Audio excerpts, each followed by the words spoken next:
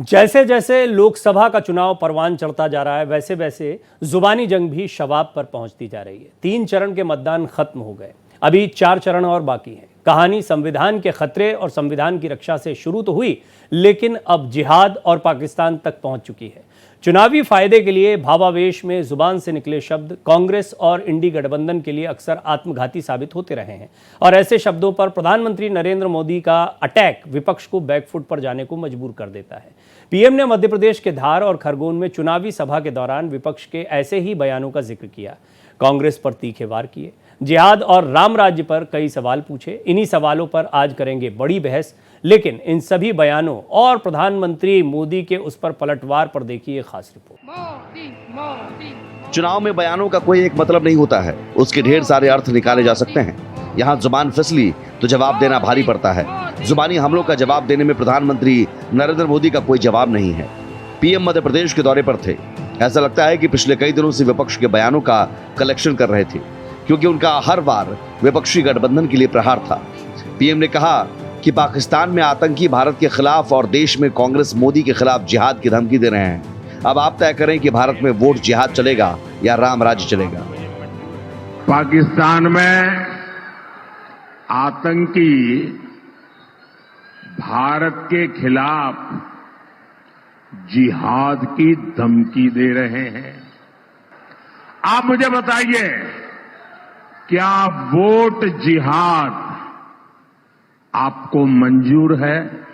आपको ये तय करना है कि भारत में वोट जिहाद चलेगा या राम राज्य चलेगा। पीएम यही नहीं रुके। उन्होंने कहा कि मतदान के हर चरण के बाद कांग्रेस और उसके साथियों का पाकिस्तान प्रेम चरम की ओर बढ़ रहा है। वोट के हर चरण के बाद कांग्रेस का पाकिस्तान प्यार चरम पर पहुंच रहा है। दरअसल जिहाद वाले इस बयान की कहानी शुरू होती है फर्रुखाबाद से, जहां पूर्व विदेश मंत्री और कांग्रेस के वरिष्ठ नेता सलमान खुर्शीद की भतीजी मारिया आलम ने मोदी के खिलाफ वोट जिहाद की बात की थी। वोटों का जिहाद करो, क्योंकि हम सिर्फ वोटों का जिहाद कर सकते हैं और इस संगी सरकार को भगाने का काम कर सकते हैं। ठीक इसी तरह एनसी नेता फारूक अब्दुल्ला ने कह दिया था कि पाकिस्तान ने भी चूड़ियां नहीं पहनी हैं। ये भी याद रखे वो भी चूड़ियां पहने हुए नहीं, याद रखे। प्रधानमंत्री ने हाल फिलहाल के हर उस बयान का जिक्र कर विपक्ष पर हमला किया जो चुनावी मोड में विपक्ष को ना निगलते बन रहा है और ना उगलते। Bureau report, Bharat express. इस पर बड़ी चर्चाएं हम करते रहे लगातार। आज भी हम जब तीसरे चरण पर बात कर रहे थे तो कई मेहमानों से जब बात हुई तो ये मुद्दे बरबस ही निकल कर आते हैं कि आखिर चुनावी रैलियों में इस तरह के बयानों के क्या मायने हैं, इनकी क्या आवश्यकता है।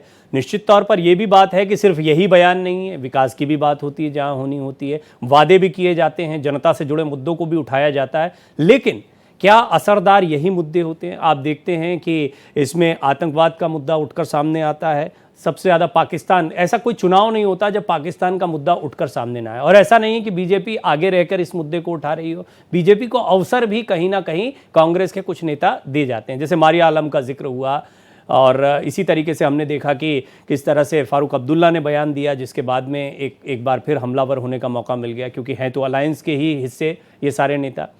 कुल मिलाकर ये सारे के सारे बयान कई बार भारी पड़ते हैं। राजनीति बहुत सोच समझकर बोलना होता है, लेकिन कई बार ऐसे बयान सामने आ जाते हैं जो लॉन्ग टर्म में बैकफुट पर पूरी पार्टी को ले आते हैं। इसको समझने की कोशिश करेंगे। कई मेहमान मेरे साथ जुड़ेंगे। फिलहाल मेरे साथ भरत सिंह जी, जो कि नेता कांग्रेस हैं, वो जुड़ रहे हैं, और डॉक्टर अंशु जोशी मेरे साथ राजनीतिक विश्लेषक के तौर पर जुड़ रही हैं, और साथ ही साथ में हमारे साथ विमल सिंह जी भी जुड़ रहे हैं, भारतीय जनता पार्टी के प्रवक्ता, उनसे भी बातचीत करेंगे। आप तीनों का मैं बहुत बहुत स्वागत करता हूँ। अंशु जी, शुरुआत में आपसे करना चाहूँगा, ये सारे बयान जो इस वक्त सुनने को मिल रहे हैं, ये बहुत सोची समझी रणनीति के तहत हैं, या जब जो मौका मिल जाए, जब जो बयान आ जाए, उसको तुरंत लपक कर उस पर पलटवार कर दिया जाए कि शैली में ये बयान चल रहे हैं? देखिए, कांग्रेस तो बहुत सोच समझकर बड़े वर्षों से ये तमाम चीजों की रणनीति बनाते हुए आगे बढ़ रही है, लेकिन भाजपा को ये तमाम जो अवसर हैं, जो आज मोदी जी ने अपने स्टेटमेंट में कहा मध्य प्रदेश में, तो वो जो ये सारे अवसर है वो कांग्रेस भाजपा को कहीं ना कहीं देती है। अब आप एक पार्टी के रूप में धारा 370 को हटाने का विरोध करेंगे, आप राम मंदिर के मुद्दे पर जिससे पूरे देश का हृदय जुड़ा हुआ था, उनके प्राण प्रतिष्ठा समारोह के निमंत्रण को आप ठुकरा देंगे। 3 तलाक के मुद्दे पर आप मुस्लिम बहनों का साथ नहीं देंगे। आप जब आतंकवादियों को मारा जाएगा, जब बाटला हाउस एनकाउंटर होगा, तो सोनिया गांधी जी की आंखों में आंसू आ जाएंगे। अब्दुल्ला जी इस तरह के बयान देते हैं कि पाकिस्तान ने चूड़ियां नहीं पहन रखी। आप कर्नाटक में जो हिंदुओं का एक रिजर्वेशन है ओबीसी का, वो आप मुस्लिमों को दे रहे हैं। तेलंगाना में आप उसकी तैयारी करके बैठे हुए हैं। कांग्रेस के पूर्व प्रधानमंत्री इस बात को स्टेटमेंट ऑन रिकॉर्ड कह रहे हैं, अपने बयानों में उन्होंने कहा, अपने भाषण में उन्होंने कहा कि भाई इस देश के संसाधनों पर सबसे पहला हक मुस्लिम का है। और फिर if last but not the least, तो last nail in the coffin came from Mariya Alam Khan. पढ़े लिखे परिवार से आती है, पूर्व विदेश मंत्री की भतीजी है, ठीक है, वो अभी समाजवादी पार्टी की नेता है, पर वो कांग्रेस के पूर्व विदेश मंत्री सलमान खुर्शीद की भतीजी हैं। वो वोट जिहाद स्पष्टतः कहती कि हम और कुछ नहीं कर सकते, हम वोट जिहाद कर सकते हैं। तो मोदी जी को एक बड़ा मौका मिल गया, क्योंकि मोदी जी डेवलपमेंटल पॉलिटिक्स करते हैं, वो विकास की राजनीति करते हैं, वो आगे बढ़ने की राजनीति करते हैं। तो उनको पलटवार का मौका मिला, तो वो कोई गलत बात नहीं कह रहे हैं कि अब जो ये मुद्दा हो गया है, ये कहीं ना कहीं वोट जिहाद वर्सेस राम राज का हो गया है। एक बड़ा मौका जो है भरत जी, वो कांग्रेस के नेता ही भारतीय जनता पार्टी को या प्रधानमंत्री मोदी को दे देते हैं। प्रधानमंत्री मोदी की ये शैली रही है, वो जब भाषण देते हैं तो चुनावी समय पर उनके भाषण जो हैं वो तीखे प्रहार लिए होते हैं कांग्रेस के लिए, गांधी परिवार के लिए निश्चित तौर पर। और उस सब के बीच में पाकिस्तान जैसा मुद्दा हाथ में आ जाना, वोट जिहाद जैसा शब्द सामने आ जाना, ये तो कहीं ना कहीं आप मदद पहुंचा दे रहे हैं या एक सब्जेक्ट दे रहे हैं आने वाले भाषणों के लिए। बीजेपी इसमें कंफर्टेबल है, क्या कांग्रेस भी इसमें कंफर्टेबल है कि इस तरह के मुद्दे उठे तो कांग्रेस को कोई फायदा होगा? नहीं, देखिए, इस तरह से कुछ ऐसी बातें होती है जो नहीं कहनी चाहिए। बहुत सारे नेता इस तरह से कह देते हैं। भाजपा के भी ऐसे बहुत सारे नेता हैं जो बयान देते हैं, एक अलग लाइन ही ले लेते हैं। तो देखिए, ऐसा है ना कि देश के प्रधानमंत्री को इस समय तिवारी जी विकास के नाम पे कोई भी चीज नहीं है कि जो देश की जनता के सामने आके बताएं कि मैंने 10 सालों में क्या विकास किया है। सिर्फ ये कहते हैं इनके प्रवक्ता, इनके जो नेता, देश के प्रधानमंत्री नरेंद्र मोदी, ये कहते हैं कि हमने बहुत विकास किया, लेकिन वो विकास दिखना चाहिए। और ये दिखता है ना, इस बार जो वोटिंग परसेंटेज जो दिख रहा है आपको, वो पूरा देश के मैं इस पर आऊंगा भरत जी। मैं आमतौर पर टोकता नहीं, बस थोड़ा सा एक एड ऑन आपकी बात में करना चाहता हूं, और ये सवाल भी है मेरा, एक सप्लीमेंट्री क्वेश्चन है।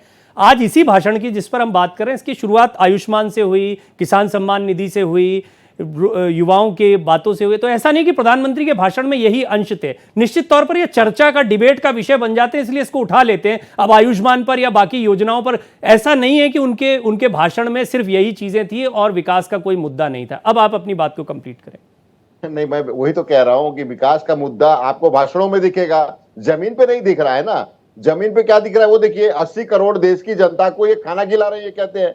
देश का पहला प्रधानमंत्री मैंने देखा कि बार बार आके मंच से कहता है कि देश की 80 करोड़ जनता का मैं पेट पालता हूं। अरे आप पेट पालते हैं तो कोई उसमें मेहरबानी नहीं करते हैं। देश की जनता ने आपको इसीलिए चुना था कि आप देश की जनता को खुशहाल करेंगे। 2014 के पहले जो आपने भाषणों में कहे थे, महंगाई कम कर देंगे, बेरोजगारी खत्म कर देंगे, और जो है बहनों का जो है मान सम्मान होगा। आज देखिए कर्नाटक में बहनों का कितना मान सम्मान हो रहा है, महंगाई अपने चरम पे है। तो ये सारी चीजें जो देश के प्रधानमंत्री कह के और भाजपा कह के आई थी, अब उनके पास 10 सालों के बाद है प्रवीण जी, कोई ऐसा चीज नहीं है। ये सिर्फ आपको कागजी और उसके बाद भाषणों में ये दिखाई देगा पूरा देश का विकास। और धरातल आपने पे जब महिला सम्मान का मुद्दा उठाया तो मेरे साथ में कई मेहमान थे, उन्होंने तुरंत कांग्रेस को राधिका खेड़ा पर घेरना शुरू कर दिया, क्योंकि वो महिला सम्मान और परेशान होकर और जिस तरह के उन्होंने आरोप लगा। देखिए, जब कोई जाता है ना प्रवीण जी पार्टी छोड़ के, तो ये नहीं कहता है। हम आपको बता दें कि अजित पवार को क्या करके लिया आपने, अशोक चौहान को क्या करके लिया आपने, नारायण राणे को क्या करके लिया आपने, बताइए। मैं ये कहूं कि सिंचाई घोटाला के 70,000 करोड़ के व्यक्ति को आप ले लेते हैं तो बहुत अच्छा हो गया, साफ सुथरा धुला हो गया। आदर्श घोटाले व्यक्ति को आप ले लेते हैं तो साफ सुथरा हो जाता है। तो ये कहने की बात है। और राधिका खेड़ा हमारी बड़ी बहन जैसी है, और वो गई है तो अपनी दुख तकलीफ को बता रही है, और वो सारा एक झूठा है। क्योंकि भाजपा में जाने के पहले आपको तो भाई मोदी चालीसा, जो हनुमान चालीसा होता है, उसी तरह से मोदी चालीसा पढ़ना पड़ेगा, तब उसके बाद लेंगे। आप इसकी बात तो कर लिए राधिका खेड़ा जी की, मगर कर्नाटक वाले विषय पे आप बोलिए कि क्या मोदी जी चुप बैठे हैं? क्यों चुप बैठे भाई मोदी जी? उतने दिनों के बाद में वो एक बयान देते हैं कि नहीं ये गलत है, लेकिन आपको जब टिकट देने के पहले आपके लोगों ने कहा था कि इस व्यक्ति को टिकट मत दीजिए, इस तरह से आप रेवन्ना की बात कर रहे हैं, मैं नेहा हिरेमत को भी याद कर रहा था, क्योंकि ये मुद्दा भी बहुत जमकर उठाया गया। महिला सम्मान की जब बात होती है तो नेहा हिरेमत से मिलने और देखा कि बीजेपी ने सबसे ज्यादा उठाया इस मुद्दे को, और रेवन्ना पे तो गृह मंत्री कह ही चुके थे, पहले ही दिन कह दिया था उन्होंने कि हम कभी महिलाओं की अस्मिता से प्रवीण जी 10 सेकंड दीजिए। प्रवीण जी, जब आपके लोगों ने, आपके वहां के अध्यक्ष ने ये कह दिया कि भाई देखिए ये व्यक्ति इस चीज में इन्वॉल्व है, इसको टिकट ना दिया जाए, उसके बाद में भी आप टिकट दिए, यानी आपको देश की कुर्सी चाहिए, प्रधानमंत्री की कुर्सी चाहिए, महिलाओं का, अपनी बहनों का, देश के मान सम्मान नहीं चाहिए। ठीक है, रेवन्ना के मामले पर तो अभी खैर लंबी चर्चा हो सकती है। जेडीएस का मामला था, जेडीएस सहयोगी पार्टी है, उसका स्टैंड क्या था, बीजेपी का क्या, इस पर एकदम अलग ये विषयांतर हो जाएगा। लेकिन विमल जी एक बहुत बड़ी बात यह है कि निश्चित तौर पर भारतीय जनता पार्टी ने पिछले 10 सालों में जो काम किए हैं, उन्हीं कामों के दम पर क्या चुनाव नहीं हो सकता? या आपको लगता है कि जनता जो है कामों पर उतना ध्यान नहीं देती जितना पाकिस्तान या हिंदू मुस्लिम की जब तक बात ना हो, या फिर जब तक ये आरक्षण और आरक्षण से किसको नुकसान, ये सारे मुद्दे जब तक नहीं आएंगे तब तक चुनाव में जनता पर बहुत असर भाषणों का नहीं पड़ता, इसलिए भाषण में ये मुद्दे जरूरी हैं। देखिए प्रवीण जी, मैं कहना चाहता हूं कि भारतीय जनता पार्टी हमेशा विकास की राजनीति करती है। हमारे प्रधानमंत्री जी जो जो कार्य करते हैं उसी कार्य को लेकर वो जो है जमीन पर जाते हैं और जनता के सामने अपनी बात को रखते हैं। ये मौका कौन देता है? ये मौका तो विपक्ष के और इंडी गठबंधन के नेता देते हैं। आपने देखा किस तरीके से जो है आज आपने देखा भी लालू यादव जी ने जो है आरक्षण देने की बात की है, मुस्लिम आरक्षण देने की बात की है। मैं कहना चाहता हूं कि ये मौका जो है विपक्ष के नेताओं के द्वारा, हालांकि बाद में पलट लिया उन्होंने, बयान में ये भी अपडेट कर दूं, उन्होंने कहा कि धर्म के आधार पर आरक्षण नहीं, बाद में बोला उन्होंने, पर पहले ये बयान दे चुके थे। हाँ, मैं यही कहना चाह रहा हूं आपसे, और इस पे आप देख रहे हैं कि किस तरीके से बहस चल रही है। और आज आपने देखा कि किस तरीके से राम गोपाल यादव जी जो समाजवादी पार्टी के वरिष्ठ नेता है, उन्होंने जो है राम मंदिर को बेकार शब्द से जो है प्रयोग किया है। तो मैं कहना चाहता हूं कि देखिए भारतीय जनता पार्टी हमेशा अंत्योदय की बात करने वाली पार्टी है। अंत्योदय का मतलब ये होता है कि अंतिम पंक्ति में बैठा हुआ इंसान किस जात से और किस धर्म से, उसके बारे में नहीं सोचती है, उसका विकास कैसे हो इसके बारे में भारतीय जनता पार्टी सोचती है। हम हमेशा विकास की राजनीति करने वाले लोग हैं, लेकिन ये विपक्ष के लोग जो है जब तक जो है धर्म की राजनीति नहीं करेंगे, जब तक जातियों की बात, जातियों पे बांटने की राजनीति नहीं करेंगे, तब तक इनका जो है चुनाव जो है सरगर्मी अच्छे से ये एक इंपॉर्टेंट पॉइंट है विमल जी। मैं थोड़ा इस पर डिटेल में बात करना चाहता हूं, आप तीनों से बात करना चाहता हूं। एक तरफ धर्म की राजनीति की बात होती है, एक तरफ जाति की राजनीति की बात होती है। कौन ये बात करता है, इसको जरा समझने की कोशिश करते हैं। डॉक्टर अंशु जोशी, एक बात तो देखी गई है कि आमतौर पर हर पॉलिटिकल पार्टी का एक फॉर्मूला होता है, एक वे ऑफ स्टाइल होता है, और इसमें भारतीय जनता पार्टी हिंदुत्व की बात के साथ शुरू हुई थी और वैलिड है उनके लिए, वो खुलकर बोलते हैं इस बात को, कोई इसमें उनको दिक्कत नहीं है। हिंदुत्व की राजनीति है, हिंदुत्व की राजनीति क्या इसमें वोटों का पोलराइजेशन, यानी मुस्लिम शब्द आना या कोई भी इंडिकेशन में डायरेक्ट ना बोलते हुए कोई संकेत जाना कि मुस्लिम हिंदू इसका विरोध है और आपकी प्रॉपर्टी चली जाएगी और इनको ज्यादा अधिक, इस तरह का कोई भी इंप्रेशन देना एक पोलराइजेशन की राजनीति की तरफ इशारा करता है। फिर वही बात कहूंगी कि जब कांग्रेस भाजपा को इस प्रकार के मुद्दे, इस प्रकार के बयान देगी तो निश्चित तौर पर मोदी जी इन बयानों पर प्रहार के साथ सामने भी आएंगे। इस प्रकार के बयान कांग्रेस से आए कि यदि आगे चल करके उनकी पार्टी जीतती है तो किस प्रकार से आरक्षण का जो ये प्रतिशत है या किस प्रकार से जो इसमें हिस्से की बात होगी वो किस प्रकार से बदल दी जाएगी, उसमें मुसलमानों को किस प्रकार से हिस्सा दिया जाएगा, और इसको लेकर के फिर मोदी जी ने अपने स्टेटमेंट दिए। और जो ये धर्म की और जाति की, प्रवीण जी, हम राजनीति की बात कर रहे हैं तो ये आगे चल करके इसके कोई बहुत अच्छे परिणाम तो नहीं निकलते हैं। आप कांग्रेस को उदाहरण स्वरूप देख लीजिए, आज जो तुष्टीकरण की राजनीति कर रही है कांग्रेस के बड़े बड़े दिग्गज और जो ग्रास रूट लेवल के कार्यकर्ता, दोनों ही प्रकार के जो कांग्रेस से जुड़े हुए लोग हैं वो कांग्रेस छोड़ के जा रहे हैं, और न सिर्फ छोड़ के जा रहे हैं, वो भाजपा को ज्वाइन कर रहे हैं। और उसके पीछे कहीं ना कहीं उनके जो मन की जो व्यथा है वो इसी से जुड़ी हुई है कि जिस प्रकार से मुस्लिम तुष्टीकरण की राजनीति आज की तारीख में कांग्रेस कर रही है उसकी वजह से वो पार्टी को छोड़ रहे हैं। यहाँ पर जो कांग्रेस से मेरे साथ पैनलिस्ट भाई मौजूद हैं, अभी उन्होंने राधिका खेड़ा को बहन भी कहा और फिर कह रहे हैं कि वो झूठ भी बोल रही हैं। तो ये तो अब इस पर क्या बात की जाए और क्या बहस की जाए, क्योंकि जो छोड़ के जा रहे हैं वो यही कारण भी बता रहे हैं। और कांग्रेस को ये समझ में नहीं आ रहा है कि आज जो वो मुस्लिम वोट पोलराइज करने की सोच रही है, उसके जो साथी दल है इंडिया अलायंस में, उनके लिए भी वही वोट बैंक है। देखिए, आपने बड़ा important point doctor Anshu Joshi उठाया, बड़ा इंपॉर्टेंट पॉइंट उठाया है, लेकिन बात यहां तक सीमित नहीं है। अब उनको भी समझ में आया है कि मुस्लिम वोटों के पोलराइजेशन भर से फायदा नहीं होगा। अब तो खुद समाजवादी पार्टी अखिलेश यादव बचते, उन्हें पता है बहुसंख्यक समाज भी साथ में आना आवश्यक है, इसीलिए जातिगत आरक्षण की भी बात की जाती है। भरत जी, ये बात तो है कि अभी जैसा जो सवाल मैंने पूछा था धर्म को लेकर, जाति को लेकर, वही कांग्रेस पर आता है, और मुस्लिम तुष्टिकरण को लेकर वही सवाल आप पर आता है। और एक नहीं, इस पर हम बड़ी लंबी चर्चा कर चुके हैं, और भारतीय जनता पार्टी के प्रवक्ता भी थोड़ी देर पहले बैठे थे, उन्होंने तो लंबी लिस्ट गिनवाई कि कहां कहां संविधान में क्या क्या संशोधन किए गए, कैसे फायदा दिया गया। इशारों में ही सही, अब भी हम देखते हैं कि किसी तरह मुस्लिम समाज जो है उसका वोट पुख्ता एक मुश्त हमारे साथ बना रहे। और दूसरा, ये धर्म के नाम पर ना होकर अगर जाति आधारित हुआ, आरक्षण की बात हुई, तो हमारा खोया हुआ वोट बैंक हमारे पास आ जाएगा। प्रवीण जी, मुझे तो पहले ये समझ में नहीं आता है कि यह देश जो है वो जाति के विशेष पे चलेगा कि धर्म के विशेष पे चलेगा, कि जो बाबा साहब आम्बेडकर ने एक संविधान बनाया उसके ऊपर चलेगा। भाजपा उस संविधान को मानती नहीं है, और उसका उदाहरण भी अगर आप अगर कहते हैं तो मैं भी ये बताता हूँ। 3-4 भाजपा के जो इस समय नेता चुनाव लड़ रहे हैं लोकसभा का, जैसे लल्लू सिंह हो गए, चाहे वो राजस्थान की मंत्री हो गई, चाहे वो कर्नाटक के इनके केंद्रीय मंत्री हो गए, इस तरह से अगर वो कहते हैं कि 400 सीट अगर आप हमें देते हैं तो हम संविधान को बदल देंगे, यानी कि कहीं ना कहीं भाजपा के दिमाग में, माइंड में और देश के प्रधानमंत्री के मन में कुछ बड़ा चल रहा है कि देश के संविधान को बदलना है और पूरे देश को अपने कब्जे में ले लेना है। मतलब वो जिस तरह से रसिया को चला रहे हैं पुतिन, वैसे उसको, इस देश को वो चलाना चाहते हैं। आप और जो हमारी अभी बहन कह रही है अंशु जी कि सब जो है आते हैं और भाजपा में ही आते हैं, क्यों आते हैं?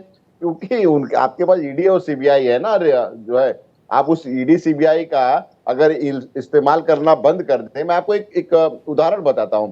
हमारे यहाँ पे, मैं महाराष्ट्र में बैठा हूं, महाराष्ट्र में भाजपा और शिंदे दोनों गुट एक साथ मिलकर सरकार चला रहे हैं। उनके ही एक सांसद है गजानंद कीर्तिकर, और उन्होंने अभी स्टेटमेंट दिया था 15 दिन पहले कि जितना हमें चाहिए था हमने तो अपना ईडी और सीबीआई का इस्तेमाल कर लिया, अब मैं चाहता हूं कि कम से कम अब बंद होना चाहिए, क्योंकि इसका असर नकारात्मक पड़ रहा है जनता के ऊपर, और ये कहीं ना कहीं इसका खामियाज हमें इलेक्शन में भुगतना पड़ेगा। कौन कहा? इनके सांसद है भाई शिंदे, तो इनके पार्टनर, अलायंस पार्टनर में है।